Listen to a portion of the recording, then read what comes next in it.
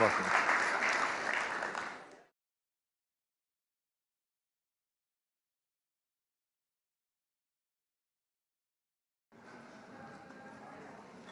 All right. Our next session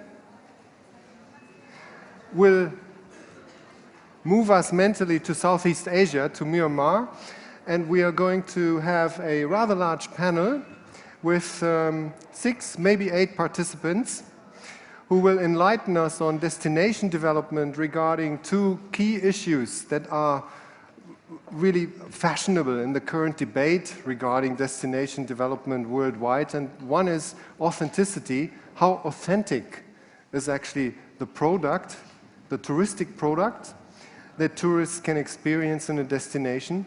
And of course, the idea of this concept of sustainable tourism development, sustainability in the tourism context. And we have a lot on our agenda, and hence my announcement is really brief. I will leave the rest to our panel and hand over to the moderator of our panel session to introduce the individual members briefly. Thank you very much.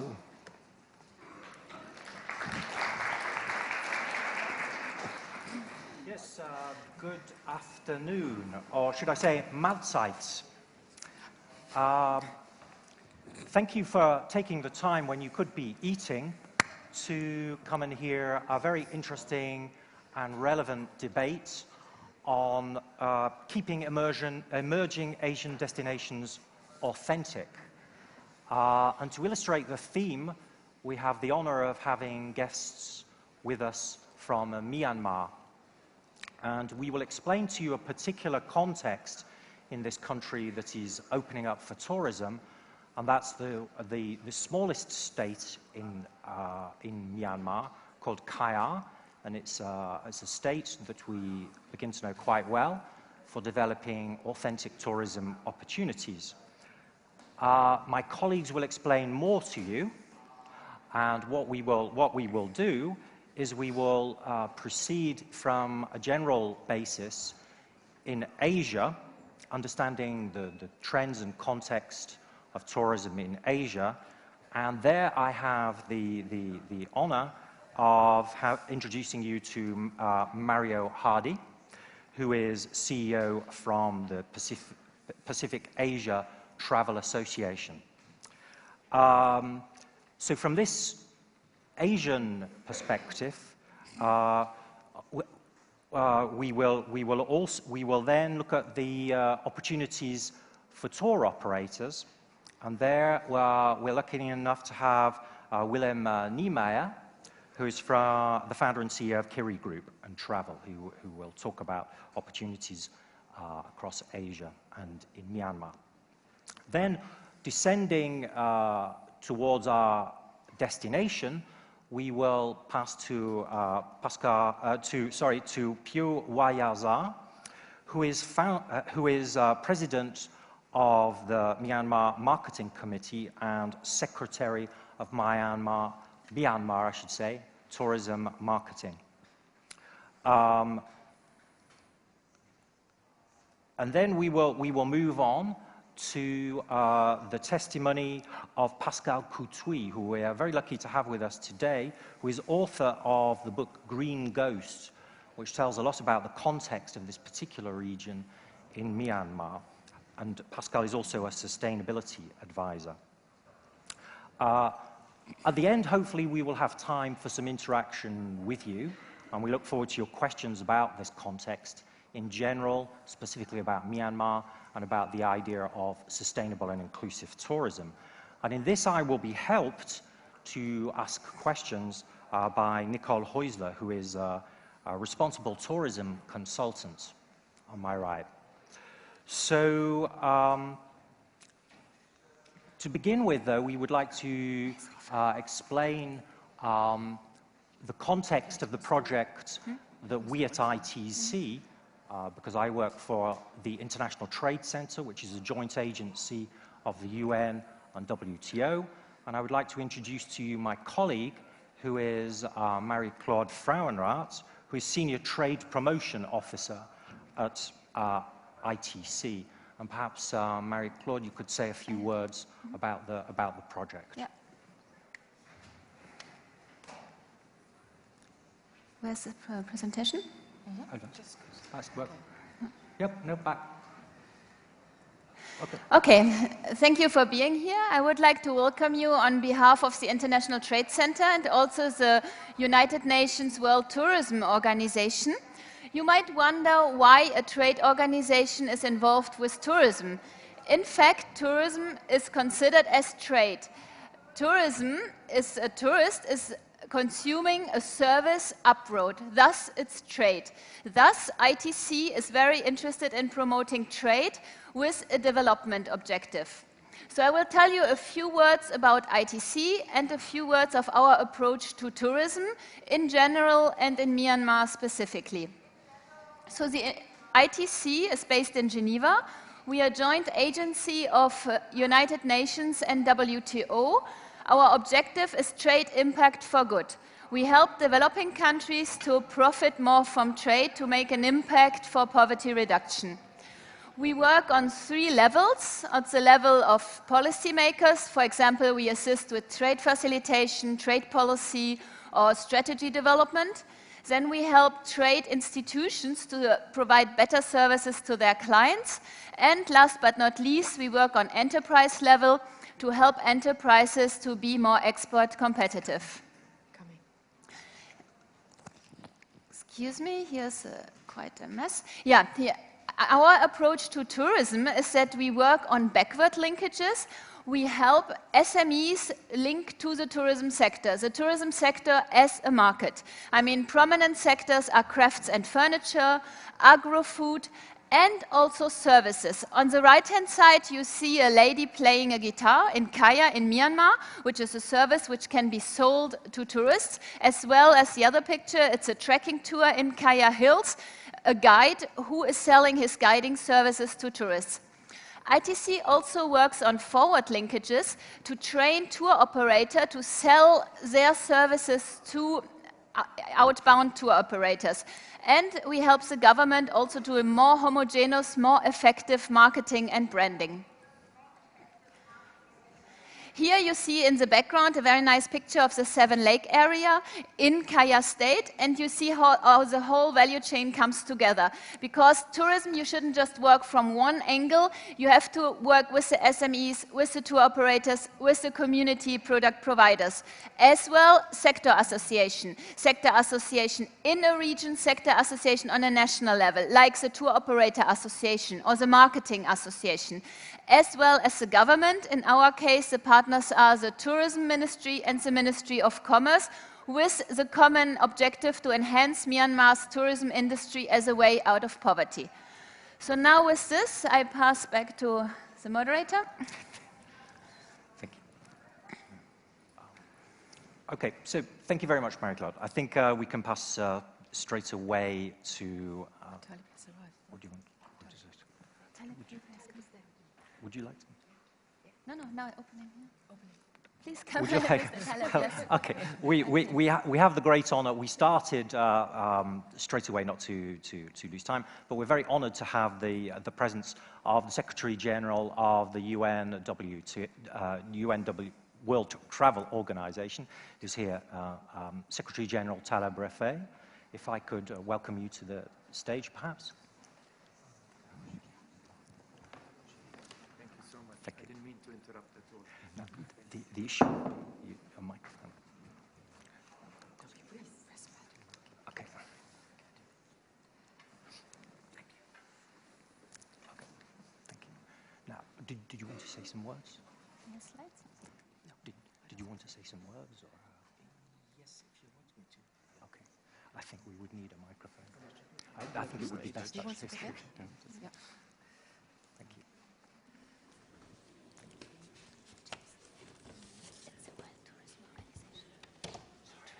I am sorry, I did not mean to create such a confusion. The reason is that I was late, and I apologize for this. As you can imagine, it's a marathon running around here. But I'm delighted to be here with you, and I thank you all for giving me this opportunity to say a few words at the opening. that I am late to, so it is not really an opening, it's an intervention, an interruption to otherwise more useful talk that is there.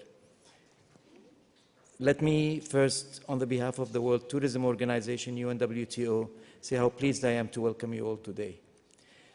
I'd like to stress at the beginning the importance and the value of our partnership with ITC and with PATA, and I'm glad that both of them are very well represented here today. Our collaboration with such valuable partners in pursuit of a common goal is absolutely crucial and important to us. And today's event is an example of how we do this together. We have a particular relationship with ITC. I'm particularly close and I'm very fond of Arantxa Gonzalez, I must admit this.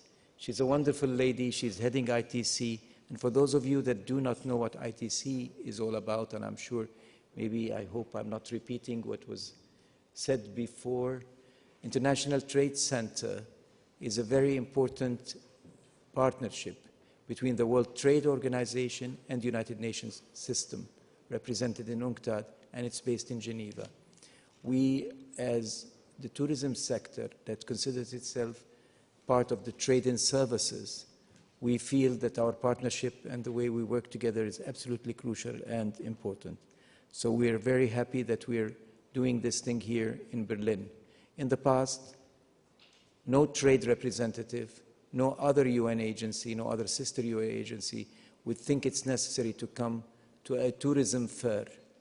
Today, we have many, many events that defy that principle, and we are extremely happy to see that tourism has become now understood the way it should be understood, as an impactful sector on all these factors down the value chain, and a sector that is so horizontal and so much one that should be seen as trying to improve people's life first and foremost. My dear friends, before I leave this podium and engage in the subject matter of this very important meeting, I would like to just say a few words on the state of world tourism, and then talk a little bit about particularly our focus country here, Myanmar, that I had the privilege and the honor of visiting twice in my lifetime. It's a fascinating place. For those of you that did not go there yet, don't go about your journey of life without visiting Myanmar once in your lifetime at least. Trust me on this one. But let me talk a little bit about the travel and tourism industry today. Because as many of you that may have been yesterday in the opening ceremony of ITB may have heard, that despite many, many global difficulties and challenges, uneven economic recovery, very complicated geopolitical and security situation, health concerns, and many other crises that we are not so far away from, because every morning when we hear the news, we are faced with such challenges and such difficulties. But in spite of all of this, tourism has proven to be one of the fastest growing and most resilient industries in the world. In 2015, the tourism industry grew by 4.4% in international tourism arrivals. We are close to 1.2 billion international travelers crossing borders every year. That is 1 out of 7 of the people of the world making an international trip every year outside of their country. Just imagine, 1 out of 7. We have added about 50 million new tourists, international tourists, to the year before. The most important part in this is that this is the 6th consecutive year where tourism continues to grow after the dip that it took in 2008, 2009 as a result of the economic crisis. So this is consolidated growth, and it will continue to grow. Our forecast for 2016 is another 4% growth, and we stand by that in spite of all the negative news that we may be hearing. In particular, Asia and the Pacific, and I'm concentrating on that because of PATA's presence here, and because the subject matter, the destination we're more concerned with in this meeting today, is Myanmar, this wonderful country in Southeast Asia. Asia is a continent that continues to grow and one of the most dynamic tourism regions in the world. Asia grew at an average of 5% last year. It reached now 277 million international travelers that come to Asia and the Pacific.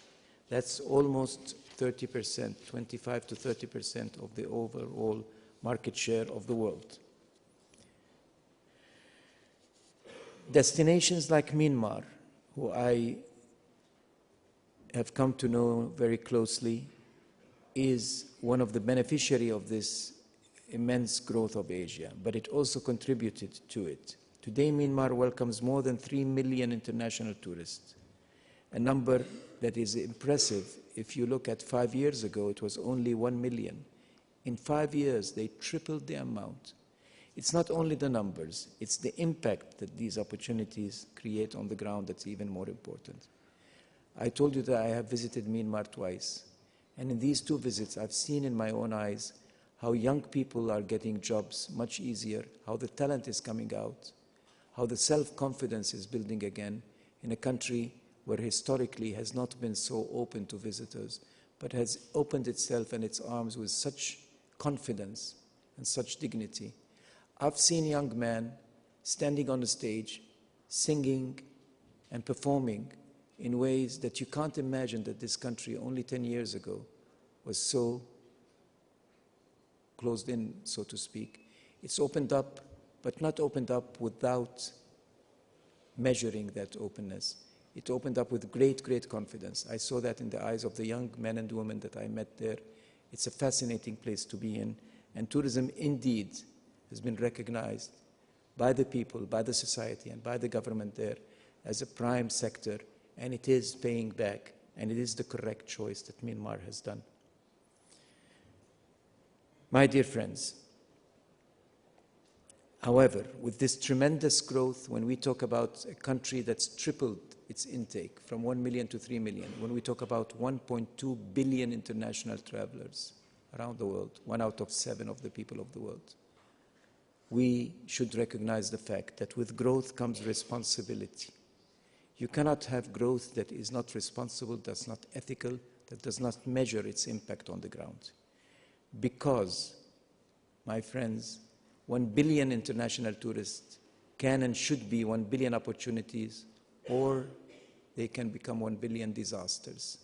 It is all up to us. We need to recognize the responsibility that comes with power and growth. We have to ensure that growth is sustainable, because we have to live with the principle that growth, progress, economic benefits on one hand, sustainability, preservation, conservation on the other hand, are not a zero-sum game. If one rises, the other one should not diminish. To the contrary, they should strengthen each other and they should move with each other. We cannot live as human beings without growth, but we cannot also afford to sacrifice our cultural heritage and our natural heritage and the well-being of our societies just for the sake of uncontrolled and unmanaged and unsustainable growth. The question remains, how can tourism development bring income and new opportunities to local communities while promoting and preserving their natural resources and their cultural heritage? That is a very simple question. The answer is not as easy, not as simple. Yet it's been done in many parts around the world. That's exactly what we try to share. And in this respect, let me once again focus on Myanmar and on the example of the Kayah State, because this recently opened destination in the east of Myanmar is an ideal destination to see and examine and test this principle that we're talking about. Today's visitors are not anymore the traditional visitors of the past that are boxed 40 people in a bus, toured around a city or a place, and pointed at things and told this is the Tour Eiffel, this is the Louvre, these are the pyramids. They want to go down, they want to engage, they want to eat the food, they want to talk to the people, they want to drink the drink, they want to listen to the music, they want to live a real experience. And that's exactly what Kayah State provides. It is a place that you could emerge into the life of the local community, learn from their traditions, and enjoy the pristine nature that's around it. I personally had the benefit and the privilege of visiting that place. What matters at the end of the day is what does our industry do to the local community and how it improves its life. I'm less concerned with the economic benefits of the growth of the industry on the industry itself. I'm more interested in what this does through its growth and its progress and its profit to the local communities and to the lives of people on earth and in that particular place. UNWTO is therefore very pleased to support ITC and Myanmar in introducing Kayah State as a tourism destination to the international community, especially on this occasion where all of us meet here at ITB. Today's growing recognition of tourism capacity to foster the 3 pillars of sustainability, and we must always remind ourselves that sustainability is of 3 sides, social, economic, and environmental, is absolutely crucial.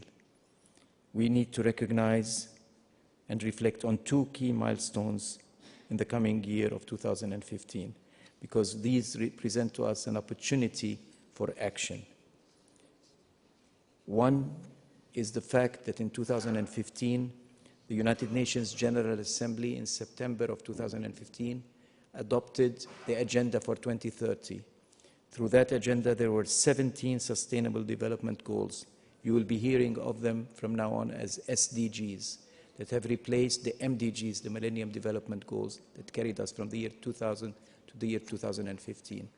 Now, from the year 2015 to the year 2030, which is the next phase in the development agenda of the world, we have 17 goals. I am happy to announce here that 3 out of the 17 goals, Goal 8, Goal 12, and Goal 14, not only mention but list tourism as a prime contributor to achieving that goal. We therefore have a very grave responsibility, an important responsibility, to take part in a global effort to recognize and realize the Agenda 2030. The second important development that happened in 2015 is the Paris Agreement and the climate change agreement that took place in December of 2015. But the United Nations General Assembly also did not leave 2015 without also presenting to us a unique opportunity by declaring the year 2017 the International Year for Sustainable Tourism for Development. This is an important achievement because it's a recognition on part of the international community to the significance and the importance of the tourism sector in the world and the life of the people today. This is why we are here today to join forces with all our partners, with ITC, with PATA, with Myanmar, to make sure that tourism does what it should do and is not only what's in many people's minds as just having fun, enjoying life. Although there is nothing wrong about enjoying life, tourism is the industry that celebrates life, celebrates our diversity, and celebrates everything that's beautiful in the world around us. Let's make it real beautiful in the way it impacts our world, our lives, for people and planet. I thank you all very much.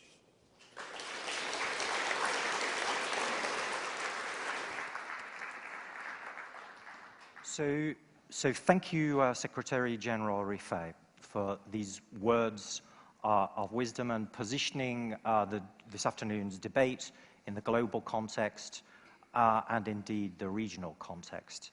And as we move on to the region, I'd like to pass the debate to Mario Hardy from PATA. But before I do so, I'll just signal to the technical crew that there's a PDF here. Thanks. You're ahead of me. Thanks. Thank you. Can you hear me? Yes? All right. Thank you very much. Secretary General, I'm actually very pleased with your words because what I've prepared actually follows very much actually what you just said. It is the president of Palau who actually said, do we have too much growth and is growth controlling us? And I would say actually that what we need to do is manage growth and manage it sustainably. Just a few words about PATA for those of you who are not familiar with us. We're a non-profit organization which is a bridge between the public and the private sector. We have 92, we're 93 as of last week, government destination members in our organization, and over 815 corporate members around the world. And we organize many activities to bring both the public and the private sector around the same table to have meaningful discussions. But we're here to actually talk about Asia, and we're here to talk about growth and the challenges and the opportunities that it presents to us. We have an enormous growth that we've actually been seeing in Asia, intra-Asia travel, but also within the respective countries. Some of our countries are actually challenged by this amount of growth. They can't, the infrastructure and the human capital needs are not actually following the same rate as the growth. And so it presents a huge amount of challenges for many of our destinations. And this is why actually at PATA we decided over a year and a half ago to launch a campaign for the promotion of a better distribution of tourism, or what we like to refer to as the dispersal of tourists, trying to encourage people to move away from what we call the bucket list phenomena. The first-time travelers who actually have a list of places they want to go in the world and are not going beyond these points. And I don't need to list the various countries. I think we all know which they are. And the destinations are actually overflowing with tourists. But 10, 20 kilometers away from these beautiful places, there are no tourists. There are very few. So how can we help to better distribute it? And I believe it is a responsibility of both the public and the private sector to encourage the tourists to go beyond the key destinations and discover the beauty that the country has to offer. It would help to alleviate poverty. It will do a better distributions of wealth within the destination and help communities and improve the livelihood of so many people if we can achieve that. Diversification of products for a country is also very important in terms of its tourism product. You will attract a greater audience and a more diverse audience if you have better distribution. But more importantly, diversification of your source market is key to your success and to your sustainable growth in the future. As we all say, if you have too many of one thing, it is not good for your health. Well, it is actually the same for a country. If you have too many tourists coming from a single destination, you're at risk. You're putting yourself at risk that one day there will be a political conflict, a pandemic, or a disaster that would affect that. And suddenly you could actually lose potentially 40, 50% of your market share or your visitor arrivals in just with one simple event. So if you achieve a better diversification and a greater mix of source markets within your country, you protect yourself from any of these events. Multi-destinations, which is something that within the Mekong region is now being promoted heavily, trying to encourage people not only to travel to Thailand, but go and explore neighboring countries of Myanmar, Cambodia, Vietnam, and many of the other destinations around it. If you're going to travel a long distance and come all the way to Asia from Europe or from North America or from any other distance, we encourage you to go and visit multiple destinations while you're actually in the location. The China factor, as I like to refer to it, the phenomenal growth we've been seeing from China. 100 million tourists in 2014, 116 million in 2015, and more growth moving forward. I'd like to refer to a source from a coterie, which I believe are in the room here. Yes, Wolfgang is actually here. In a research that they produced, that there's over 280 million Chinese who have the means to travel overseas, that can afford to travel overseas.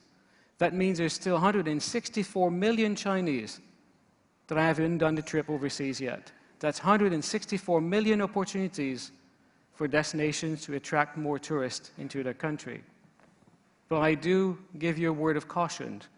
You need to manage that growth. It is good that you can welcome many, many more tourists into your destination, that you can welcome all these 164 million Chinese that wish or may wish to travel in the future. But be careful, manage it sustainably. Make sure you have the infrastructure, you have the human resources, and the capacity to be able to manage that growth moving forward. I'd like to leave you with one thought, which is very important, one that both UNWTO, PATA, WTTC, and the other members of GTAC have actually addressed at many occasions. The importance of intergovernmental, departmental relationship of public and private sector. If your tourism ministry is targeting to double its tourism arrivals within X amount of years. You need to align your policies in other parts of the government to make sure that you can manage your water consumption, your electricity, your waste management, your infrastructure, your air transport, your road transport, your train transport, that is aligned with that policy. Otherwise, you wake up one morning and you have 49 million visitors in your country and you don't have the infrastructure to cope with it. So it is very important that these relationships go beyond just the tourism department, but you actually work in collaborations with all the other divisions within your respective governments. And UNWTO and PATA and other members of GTAC are here to help in building this relationship with other departments if you wish for us to help you. So on that note, I'd like to thank you very much.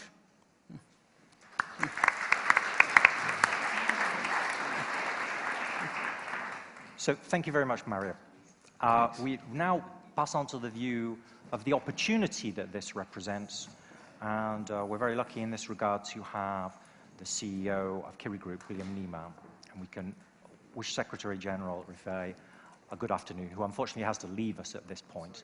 But, no, we're honored by your presence, Secretary General, so thank you.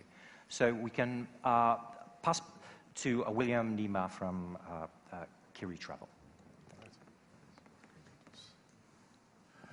It is a great honor to speak after the General Secretary and after Mario. And I'm actually talking the same language here, and it is about, but I'll try to get you a little bit more on the ground and away from the statistics. We started Kiri Travel in 1993 as we saw an opening to promote Indochina, opening Indochina as 4 countries, 1 destination. Was the pre-runner of the Mekong region, but is now including Myanmar. 1993 is not that long ago, and at that time, the different destinations of Indochina were just opening up. We had Cambodia, obviously, just coming out of a civil war with the Khmer Rouge, with basically 0 tourists, and they are now at 5 million. There was 0 infrastructure as well. Laos had a few tourists, but not that many. They as well are right now around 5-6 million. Vietnam is very far along with 8 million, and of course Thailand has grown from around about 3 million to now close to 30 million tourists. We've seen that happening in the short span of that we as a company exist, and we saw the importance very quickly, very early on, in bringing travelers to places where not a lot of tourists go. And interesting thing is where what we define now as a lot of tourists, we define those same places 20 years ago about the same. There just had been more places to go to now.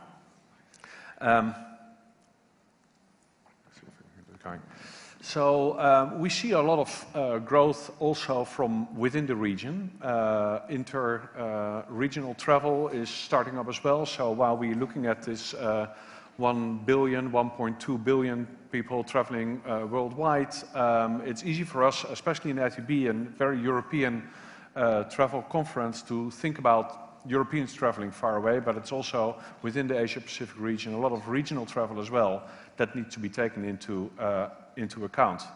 And as Mario said before, a lot of that travel will go to the icons, to the Angkor Wat, to the Wat Phra Kaew and the Grand Palace in Bangkok. And in new destinations like in Myanmar, we see that same thing happening already now.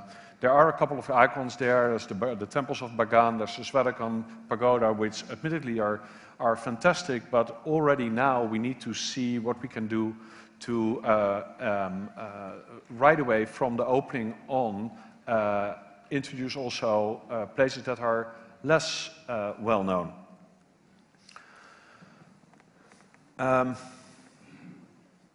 As Mario said as well, also the region where we are in, Asia-Pacific, it's very close to China, and it's high on the list of the Chinese travelers who come to the region. Obviously, very high on the list are places like Hong Kong, Macau, and Taiwan for cultural reasons. and heritage regions, but right after that follows Thailand. And as Mario said before, there are already 100 million plus now on the move, but there are many, many more to come. So another additional reason to try and look into what else can we do to provide some diversity and some dispersion of all these tourists. I like to use Thailand as an example because it's a very good example. Everybody knows Thailand is a very big holiday country, and I like to compare it to France. And the reason why I like to do that is because if we as a tour company talk to many of the travel companies here on the ITB, more of the tour operators are going like, well, Thailand is been there, done that. It's very touristy, we don't want to visit it anymore, we want to go to new countries. And I always use the example of France because France is not being known as being a very touristy country. Yet it is just as large as, about as large as Thailand in size. But France has for a longer time, of course, received a lot of tourists, and actually now about 3 times as much as Thailand. But they have done a very good job in visitor dispersion and using the entire country for visitor promotion, and do a lot.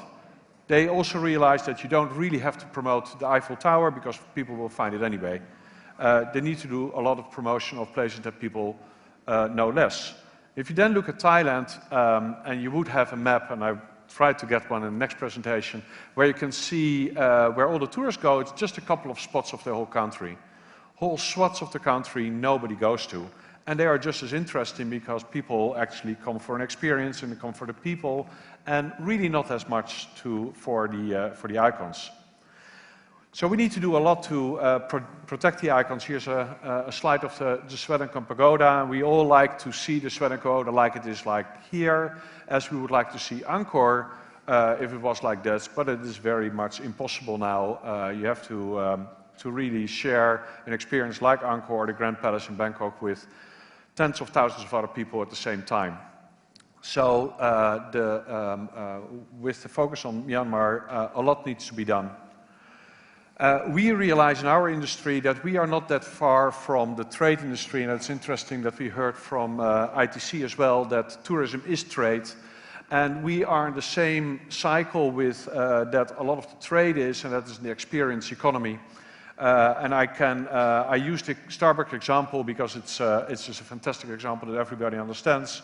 That yes, you can get a cup of coffee for maybe €1, but people still flock to the Starbucks and maybe pay €3 or €4 for a cup of coffee, and that is because they want to have the whole experience there. And then it's adding to that whole experience. There's a lot of sustainability factors are there. And we basically, in our industry, as Kiri Travel, as a tour company, we kind of understand that it's the same people that want to have a cup of Starbucks coffee that also don't want to just have the coffee, don't want to just go to the icon, but want to have the whole experience. So basically, what we realize is people don't go for the commodities anymore, they don't go for the coffee beans, in other words, the hotel rooms. They want to put their bags in the hotel room as soon as possible, turn around and go outside and explore. So for us, this is just the building blocks. People need it, they need to sleep somewhere, and there are all entire industries being built up to basically taking the hotel room also to experience as well. But we realize that people come for this. They come to explore and be included, be immersed, as the General Secretary said before. The way that we do that, and I'm using here an example, I'm going to use 3 different examples for you on how we do this in several ways and several tips or maybe what we ran into while doing this. The first example that we use is the Kayah State, which is just one state south of the Kayah State. That is bordering on Thailand. It's actually quite interesting because there's a border crossing, so you can actually travel overland from Thailand into this area. And we found that there was not much of interest to do, so we asked the community if they were interested to get a little bit on the tourist map and get some getting involved in this new to be open tourist trail. They were very much game, and we got one lady who ran a restaurant there interested to run kayak tours for us. So we decided to buy kayaks for her delivered the kayaks at the region, and did some training and left it to the community to set up a kayak tour for us. So that provided us with an opportunity to give people an experience within the Kayah State, communicating with the local people and leaving some tourist dollars there along the way. That actually was so successful that the lady herself bought her own kayaks, and she runs her own business now. We took our kayaks to the inlay lake where this picture has been taken, and we basically are repeating the whole same story at Inlay Lake, where obviously, which is much more on the tourist trail. And here you can see that the community is very much involved in this. I will take you from there to Cambodia, and I do that in the context still of Myanmar. In Cambodia, we were asked by a very successful homestay project right across the border from Thailand in Cambodia, in Bante Smar, who asked us for their help because they had trouble marketing their homestay project. And the problem with homestays that we know is there is a very tiny market share that is willing to sleep on the floor of a house and go to the toilet outside of the house. It sounds very romantic, but in practice you can't do it really. So I run through this, and we put on tented camp there, so to be able to also provide the same community with the opportunity to market their community to a higher end clientele, and still be very involved in the experience part of it. And last, and I'll rush through it now, is we have a community lodge in the south of Thailand, and I put this one in as an example because you can actually run profitable resorts and lodges in remote places, but it's very hard to put these places on the map, and you need to have really the government involved, the banks involved, to try and also see that they see the value of building a lodge somewhere in the middle of, say, nowhere, and not only to see that it is happening in places like Bagan and Inlay Lake. So it's all about experience, still with lodges and involving the local community in it.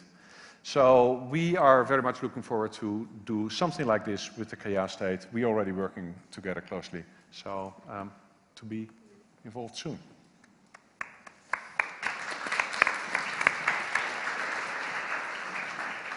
So good news, and thank you, Willem, and thank you for speeding up there, and I'm sorry that you've had to do so at the end. I hope you can stay around and answer people's questions further about Kiri and the work that you do. But I would like to pass over to Piawei Zha from Myanmar Tourism Marketing. Thank you, Piu. Thank you,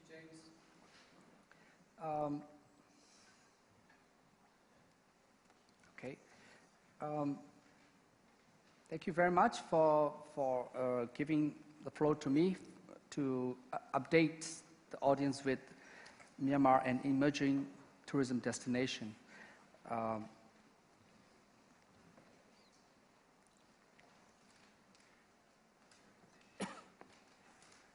As Dr. Taleb Rifai has mentioned, Myanmar is going through very fast growing tourism growth, and over the last 5 years, actually, as of 2010 onward, Myanmar is making very obvious progress in tourism arrivals, and most of the visitors to Myanmar are focusing on the 4 hot destinations: Yangon, Mandalay, Bagan, and Inlay Lake, which are in the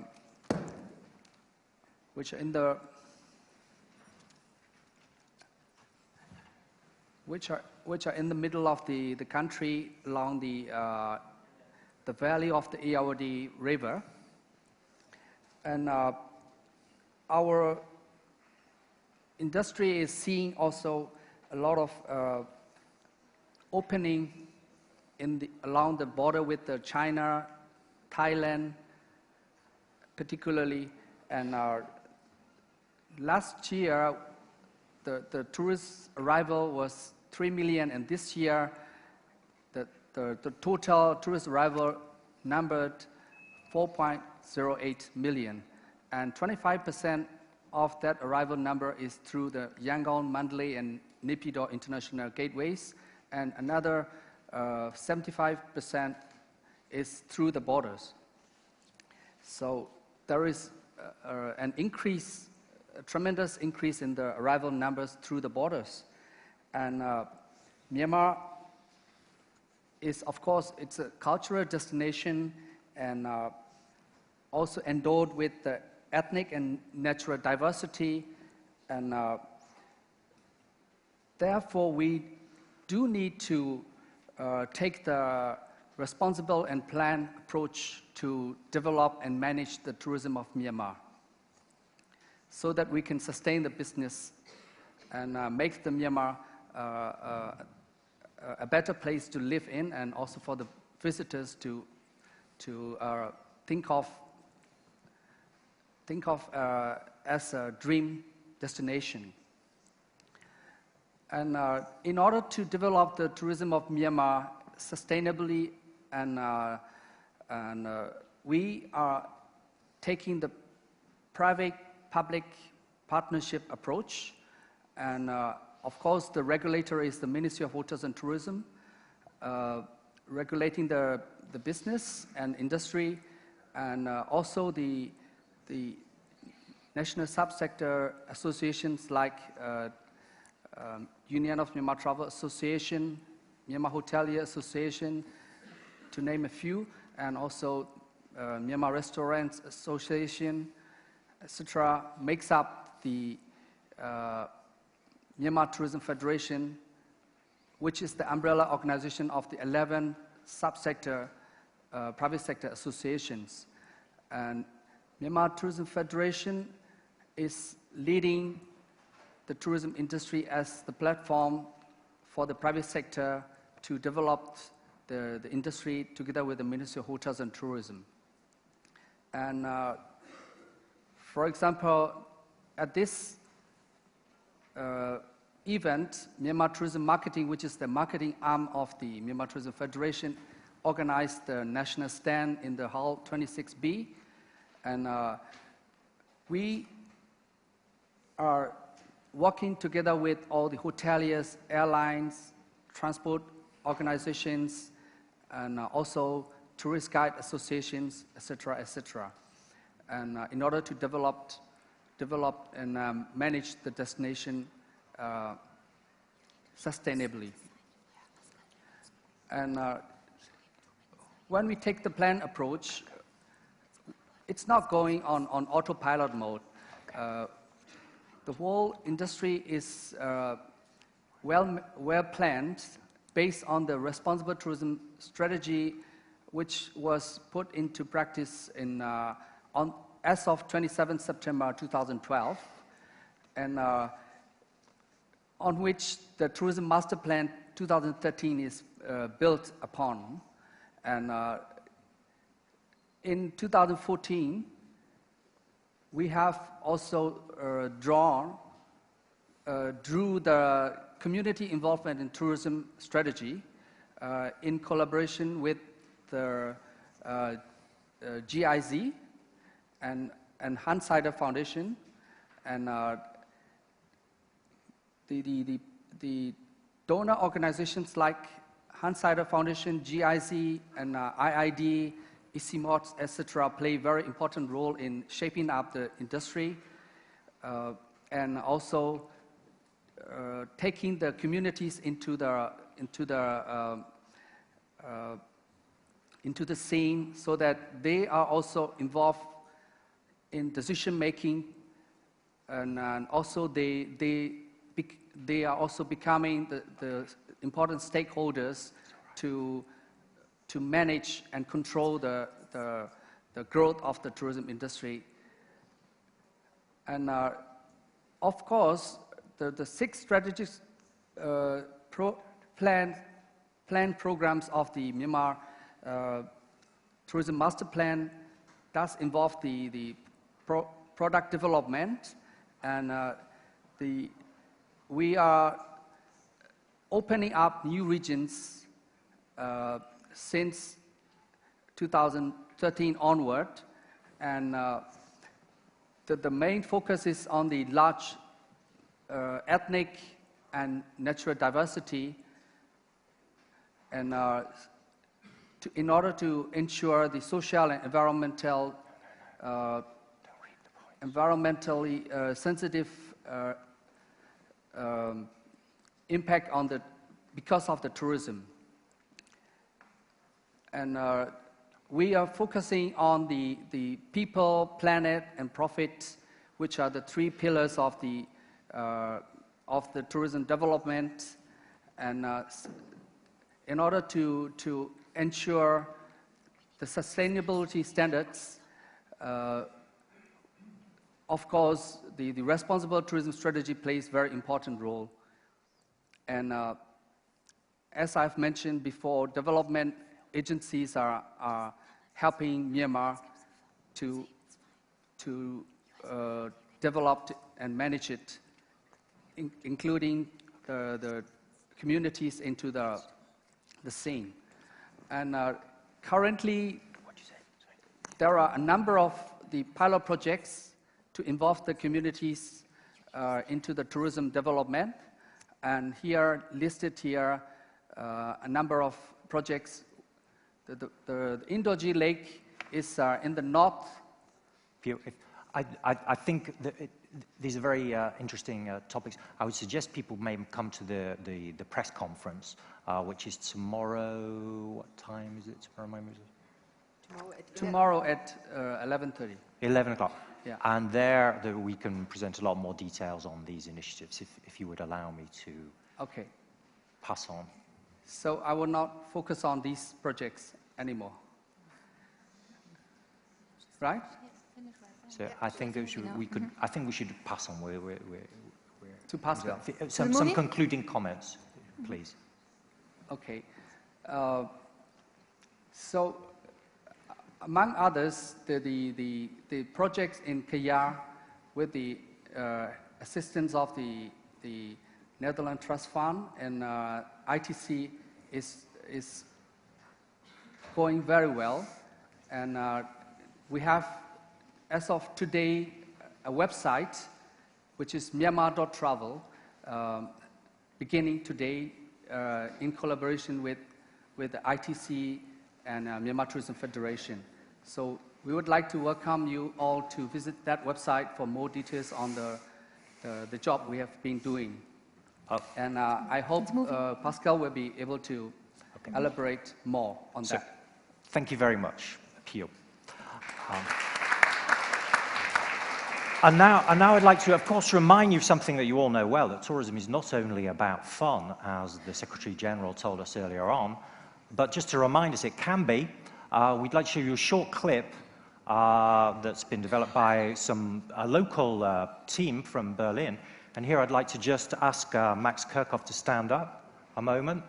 Max is just recently back from Myanmar last weekend and has rushed a short promotional video, which is part of a larger documentary filming people's hopes and ambitions to develop their livelihoods through tourism in the region. So if we may, to introduce the final presentation by Pascal, a short film. Thank you.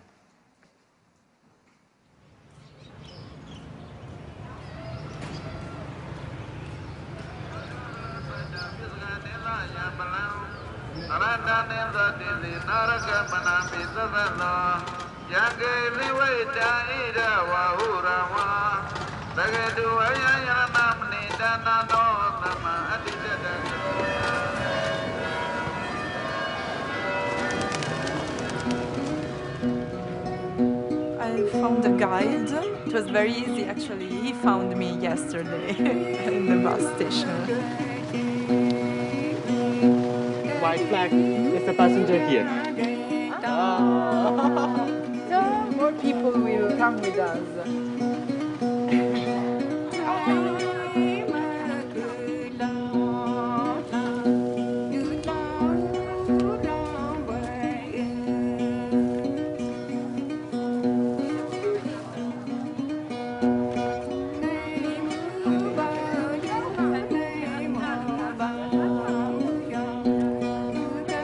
Often you go to the villages and you meet the ladies who have woven them, so it has a real story.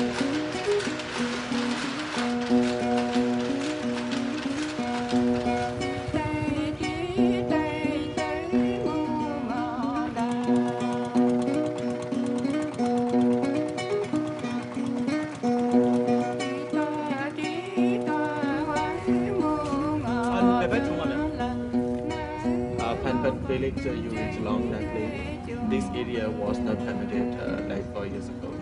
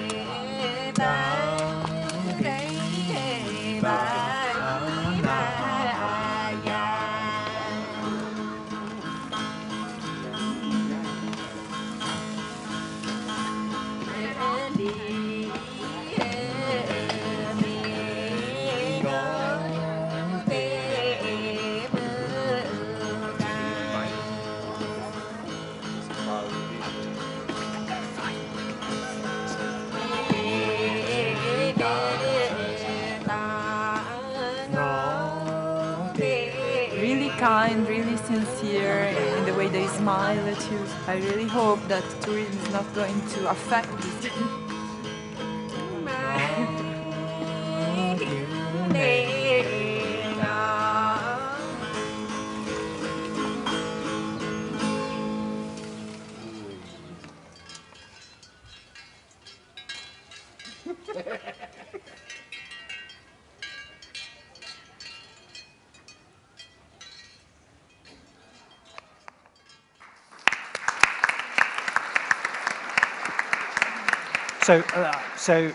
Thank you once again to Max and the film crew, and we'll follow the developments of this documentary with interest.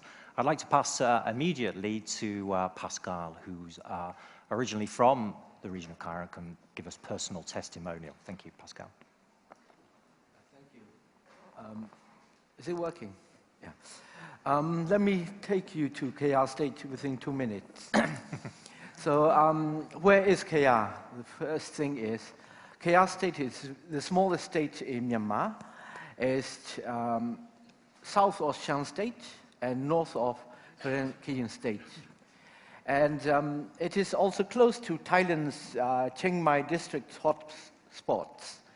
And the country, or the state, has been open to the tourists only 2 or 3 years.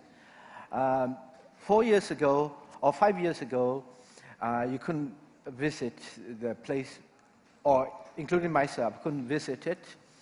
But now you can go to Kayah State by flight from Yangon. It takes only 1 hour to reach there. Or you can go from Inle Lake, as shown in the film, to Loikaw by boat. It takes about 6 hours, leisurely pace. And can also travel from Naypyidaw, the capital. It takes about 6 hours by bus. And also from Yangon, overnight bus drive. Why Kayah is special? For us, it is our hometown. That's why it's special. Our home state is special to us. But one thing we can proudly say is we have a diverse cultural heritage, particularly our pre-Christian, pre-Buddhist cultures, called animisms, where everything depends on nature. And also we still have a wide variety of nature. But on the other hand, we are in danger of, by opening up the state, we are in danger of being exploited, like they've been doing that in the neighboring country and also in the neighboring states. So thanks to ITB, we managed to help the people not fall into that trap. but we're still working hard, struggling, so that people won't really take the easy road or destructive road to for our culture. And now we are promoting respectful visits, or we are promoting understanding between visitors and local villages. And then also making local people aware of the situation. So in the end, what I want to say, we have a lot of packages, but they have 2 major or 3 major packages. If you want to know more, we can tell you later. Thank you. Okay. Well, I'm very sorry. We're basically out of time. There could be time for one short question here, which I've asked my colleague Nicole, who knows the region very well, to pose a short question to Pascal. Okay, thanks a lot. And I would like to address this question again straight to Pascal, because I'm pretty sure that a lot of people here in the audience would like to raise the same question. Pascal, your grandma was a Kayan lady, or what a lot of people are saying in a less respectful way, was a long neck woman. And she was transported to Great Britain in the 1930s to serve as a figure of spectacle. However, she came back during that time after some months with some interesting and very funny stories about her experience in Great Britain, including I'm quoting now your grandma, the taste of barbarian food, yeah, by the British people. However, yeah, your strong heritage connection and cultural connection to Kayah State. What do you think about the idea to take now tourists to long neck villages in Myanmar? What do you think about it? And can you answer this very, very complex question in 2 minutes? I'll try to be brief again. I always have ambivalent feelings towards this, because on the one side, we are very proud of our ladies or our grandmothers for their beauty. But at the same time, we know that because of their beauty, we get really exploitations on our people. And we had to really balance it very finely. So for me, I'm much more pragmatic, but at the same time, I'm aware of our cultural heritage, that we don't want to destroy our cultural heritage by exposing to monetary profits, and then also destroy our community. So for me, it will be hard work, and also we will try to keep our tradition as much as possible, because young women nowadays are not interested, quite a lot of them are not interested in wearing the rings anymore. I asked the girls 5 days ago why she didn't wear the rings like her mother. She says, too ugly. So they have this kind of attitude. So we still have mixture of feelings. So hopefully we're trying to consult with the local communities and also ask the tour operators to tread carefully on our patch. Thank you. Thanks for this answer. So, thank you very much for spending this time with us. We're over time. We can't, unfortunately, have a debate with you. We would love to do. So we encourage you to come and visit us on the stand in Myanmar. Pascal will be there for the rest of the week, and it's a very privileged encounter. So I encourage you to come along, look at the website, take a brochure at the back. There's lots of extra information. Thank you to everybody who's helped us. I'll make a special mention to CBI, the Dutch government, and the great work done by Nout Custers putting this program together. So thank you very much.